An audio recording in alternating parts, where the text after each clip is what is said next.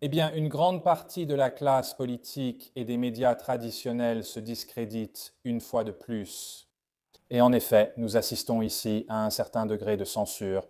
Lorsque vous regardez les commentaires faits en 2020 par des personnalités comme le maire de Londres, Sadiq Khan, à propos de George Floyd en Amérique, vous pouvez voir le langage qui était utilisé à l'époque. Il existe de nombreux autres exemples de personnes s'exprimant de cette manière également. Vous pouvez voir là une colère pleinement justifiée. La mort de George Floyd a, à juste titre, déclenché la fureur. Et pourtant, lorsque Nigel Farage parle de colère après le meurtre du jeune Henry Novak, soudainement, cela semble être quelque chose que certains condamnent comme étant mauvais et qu'on devrait tous simplement rester tranquilles et nous taire. Eh bien, écoutez, en ce qui concerne ce que le Parti Réforme propose réellement, la loi sur l'égalité de traitement, mettre fin à la police à deux vitesses, interdire les plans d'action de la police fondés sur la race, mettre fin aux pratiques DEI et supprimer l'exemption qui permet aux Sikhs de porter de grandes armes blanches. Fait remarquable, lorsque Nigel Farage a fait sa déclaration hier sur le meurtre du jeune Henry Novak, beaucoup de médias traditionnels ne voulaient manifestement pas que vous la voyiez ou l'entendiez. Il a en fait été traité d'une manière telle qu'une accusation d'insulte raciale a été prise plus au sérieux qu'un acte de meurtre. Que dit-il? Je ne peux pas respirer. Des mots familiers. Et pourtant, quelle a été la réaction du public de la part de nos dirigeants et de nos politiciens? Et en effet, pour être franc, une grande partie des médias fait cela. Silence. Silence absolue. Je vais vous expliquer ses propos. Il évoquait un silence médiatique. Eh bien, je peux vous le dire, parce que j'ai ce qu'on appelle des moniteurs ou des téléviseurs ici. Sky News ne l'a pas diffusé. La BBC ne l'a pas diffusé non plus. ITV ne l'a pas diffusé non plus. Si cela avait été un autre chef de parti politique, pensez-vous que si Kemi Badenoch ou même Sir Ed Davey l'avaient abordé, pensez-vous qu'il l'aurait diffusé? Soudainement, le professeur John Curtis écrit dans le Daily Mail d'aujourd'hui en parlant du fait que Reform semble désormais rassembler une coalition de personnes qui veulent du changement. Ou peut-être qu'il a mis le doigt sur quelque chose. Clairement, de nombreux médias traditionnels ne voulaient pas que vous le sachiez. Pourtant, de façon remarquable, même si beaucoup de gens dans les journaux télévisés semblent très réticents à diffuser cela en direct, vous pouvez voir ce qui se passe ici. Vous pouvez voir que ce discours qu'ils n'ont pas diffusé en direct a tout de même été commenté sans fin. Et Zia Youssouf ici met en avant ce qui s'est passé concernant Newsnight, où la BBC a inséré le mot blanc avec le terme là-bas. Une froide colère blanche. Nigel Farage a réagi en disant que nous devrions répondre avec une froide colère blanche. Êtes-vous d'accord? Non. Nous avons vu des émeutes dans les rues de ce pays. Y a-t-il un risque que lorsque Nigel Farage a parlé de froide colère blanche, cela se reproduise? Quel est le risque si davantage de personnes suivent l'appel de Nigel Farage à la froide colère blanche?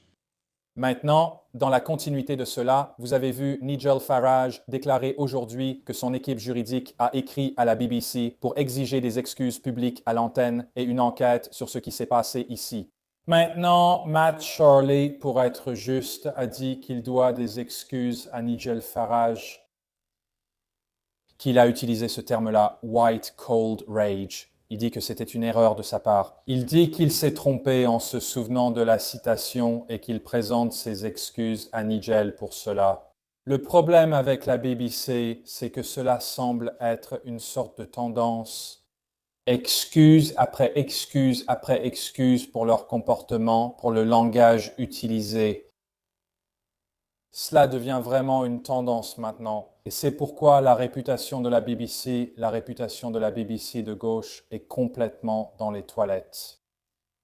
Maintenant, bien que les médias traditionnels n'aient pas diffusé le discours de Nigel Farage en direct, ils en ont, comme je l'ai dit, beaucoup parlé.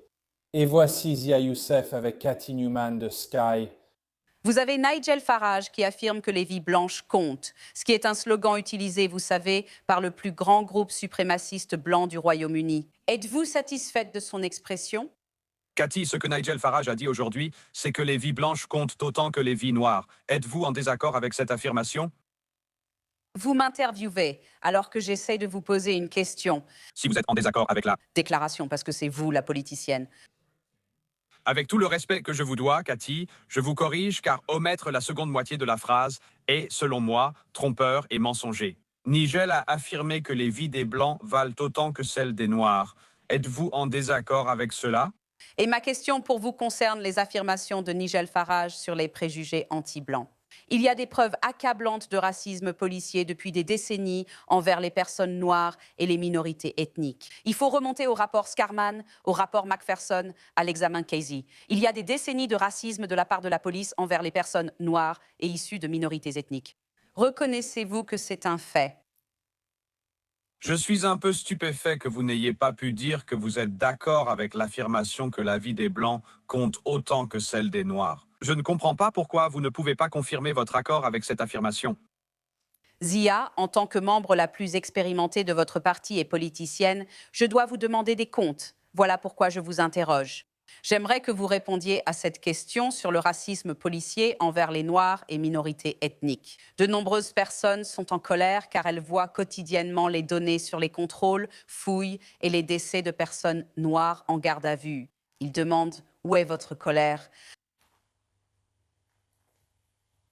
Eh bien, encore une fois, je ne comprends pas pourquoi vous n'arrivez pas à dire clairement que vous êtes d'accord avec l'affirmation selon laquelle la vie des Blancs compte autant que celle des Noirs. Il est clair qu'il est inacceptable que quiconque soit victime de discrimination en raison de caractéristiques immuables, que ce soit par la police ou par qui que ce soit d'autre. Mais vous savez, Cathy, vous avez mené cette interview en partant du principe qu'il serait totalement inapproprié de regarder les images de la caméra piéton et d'être furieux. Il est totalement inapproprié de conclure, en regardant les images de la caméra piéton, qu'il devrait y avoir des conséquences politiques à cela. Quand, en 2021, Cathy, vous avez écrit tribune après tribune, article après article dans des journaux comme The Independent à propos de George Floyd, en fait, laissez-moi vous citer vos propres mots. Vous avez dit que vous étiez que le... Vous avez exprimé votre joie que le hashtag BLM est transporté, et c'est une citation directe de vous, Cathy, est transporté la colère suscitée par la mort de George Floyd aux quatre coins du globe. Zia, j'ai dit, notre point est qu'il faut une réaction totalement différente. Une réaction totalement différente, Cathy. Pas seulement de votre part. Je vous le dis car je m'adresse à vous, mais je crains que ce soit endémique dans la plupart des médias et institutions de ce pays. J'ai trouvé que c'était vraiment un échange remarquable. Et vous savez, nous avons un Premier ministre, Keir Starmer, qui nie toujours que nous ayons un système à 2 vitesses dans ce pays. Comme vous pouvez le voir là-bas, la police fait face à des appels pour abandonner les politiques de partialité raciale et des agents en service là-bas, s'adressant au télégraphe, disent que les agents les moins gradés craignent d'être accusés de racisme. Ils choisissent par défaut l'option la plus sûre lorsqu'il s'agit d'incidents. Aujourd'hui, nous avons vu Nigel Farage au Parlement poser une question à Keir Starmer à ce sujet. Suite aux circonstances horribles de la mort de Henry Novak, puis-je demander au Premier ministre de prendre cela en considération? Il est maintenant clair pour des millions de personnes dans ce pays que nous vivons sous un système de police à 2 vitesses. Les instructions données aux agents de police par leurs supérieurs sont claires et écrites noir sur blanc. C'est écrit noir sur blanc. Il est écrit que vous devez traiter les différents groupes ethniques en dehors de la colère et de la frustration face aux circonstances de sa mort, la colère que vous avez vue éclater dans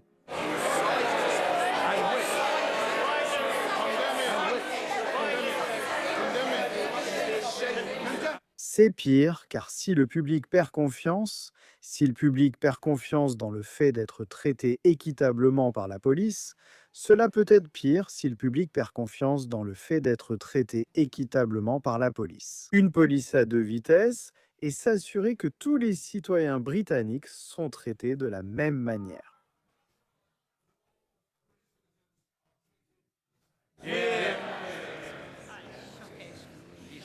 Monsieur le Président, je ne pense pas qu'il existe une police à 2 vitesses ici.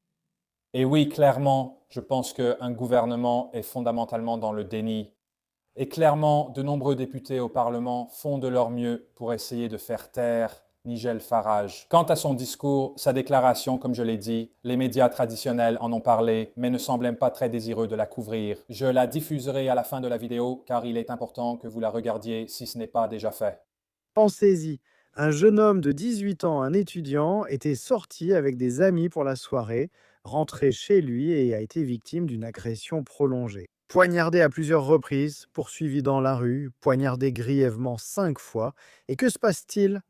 Eh bien, le frère de l'agresseur appelle la police pour dire « Nous venons d'être attaqués et insultés racialement par un homme blanc. » Les sirènes hurlent. Ils arrivent. Le jeune Henry a dû penser qu'enfin de l'aide arrivait, mais c'était loin d'être le cas. La police agit du début à la fin, et à la fin, quand il meurt, allongé sur un trottoir après avoir été poignardé alors qu'il était menotté, la dernière chose qu'il a entendue sur cette terre, c'était qu'on lui lisait ses droits par la police. Il a en fait été traité d'une manière telle qu'une accusation d'insulte raciale a été prise plus au sérieux qu'un acte de meurtre. Qu'a-t-il dit? Je n'arrive pas à respirer. Des mots connus. Souvenez-vous du criminel multirécidiviste George Floyd, mort dans des circonstances épouvantables au centre des États-Unis il y a quelques années. Rappelez-vous la réaction et le comportement de la police. En quelques jours, Keir Starmer s'est agenouillé. Black Lives Matter a explosé dans tout le pays. La statue de Churchill a été dégradée. Le cénotaphe a été vandalisé. Et pourtant, quelle a été la réaction du public, de nos dirigeants, de nos politiciens et, franchement, d'une grande partie des médias? Silence. Un silence absolu. Preuve, s'il en fallait, que nous vivons dans une culture à 2 vitesses dans ce pays, où les droits et privilèges des personnes blanches comptent moins que ceux des minorités ethniques. Ce qui s'est passé au cours des dernières décennies, c'est que, sans que personne ne soit consulté, sans que personne ne vote pour cela, nous avons été soumis à une immigration de masse à une échelle vraiment incroyable. Au moins 10 millions de personnes sont arrivées en Grande-Bretagne ces 20 dernières années. Beaucoup sont formidables, travaillent dur, se sont intégrés et ont bâti leur vie ici. Mais beaucoup trop de ceux qui sont venus ont refusé de s'intégrer, mènent des vies parallèles et laissent beaucoup de nos villes presque méconnaissables culturellement par rapport à ce qu'elles ont toujours été. Mais pour empêcher toute critique à ce sujet, nous avons instauré des lois sur les discours de haine. Nous avons mis en place un programme DEI. Nous avons instauré ce qu'on appelle la discrimination positive en faveur des minorités ethniques au détriment des personnes blanches dont les familles vivent en Grande-Bretagne, dans de nombreux cas, depuis des siècles. Voilà le désordre dans lequel nous nous sommes retrouvés. Et c'est pourquoi, d'une certaine manière, ce qui s'est passé, malgré le comportement épouvantable de ces policiers, ce qui s'est passé cette nuit-là à Southampton ne devrait peut-être pas surprendre dans une Grande-Bretagne à 2 vitesses. Alison Pearson, journaliste au Daily Telegraph, a reçu hier un courriel d'un policier du Hampshire expérimenté et de longue date. Dans ce message, il explique très clairement que la police reçoit pour consigne de réagir différemment selon l'origine ethnique des personnes impliquées dans le crime ou le potentiel crime. Il décrit également comment une politique DEI a tellement imprégné la police que des personnes sont désormais promues grâce à cela. Pas sur la base du mérite, pas sur la base des compétences, mais sur la base de leur origine raciale ou religieuse. Cela a entraîné une baisse des normes policières. Mais réfléchissez à ceci. Aussi répréhensibles que soient ces 2 policiers, réfléchissez à cela. La plus grande crainte qu'un policier ait aujourd'hui en accomplissant son devoir dans la rue, c'est d'être accusé d'avoir agi de manière raciste. Cette crainte est désormais plus grande que celle de devoir gérer un homme mourant allongé sur le sol. La famille d'Henry a réagi à cela d'une manière d'une dignité tout à fait extraordinaire. Mais je suggère que le reste d'entre nous réagisse à cela avec une rage froide et pure. C'est mal. Toutes les valeurs et les normes de vie dans un pays libre, où chacun est jugé de manière égale devant la loi, ont été bafouées et jetées à la poubelle. Et il y a 1 ou 2 choses qui doivent se passer très rapidement. La première, c'est que l'organisme de contrôle des plaintes contre la police, l'IOPC, doit faire toute la lumière sur cette affaire et produire un rapport très, très rapidement. Deuxièmement, même lors de la condamnation, la peine prononcée était en réalité inférieure au minimum recommandé pour une agression soutenue, agressive et meurtrière. Et j'écrirai aujourd'hui au procureur général pour lui demander de revoir la peine. Mais la chose la plus importante qui doit changer, qui doit absolument changer si nous ne voulons pas que notre société soit déchirée, au point que les communautés commencent à se méfier les unes des autres et à éprouver une profonde méfiance envers la police et toutes les autres institutions de ce pays, c'est qu'il faut changer de culture. Assez de préjugés anti-blancs, une promotion de l'idée que les vies des Blancs comptent autant que celles des Noirs. La fin de la DEI et de la discrimination positive, mais un pays qui traite tout le monde de manière égale et juste devant la loi. C'est sérieux, c'est urgent. J'ai peur de l'endroit où sera notre société dans quelques années si nous ne prenons pas cela en main et si nous n'agissons pas très rapidement. Je veux adresser mes plus sincères condoléances ainsi que celles du pays à la famille d'Henri. J'espère que c'est la dernière fois qu'une force de police britannique agit de cette manière.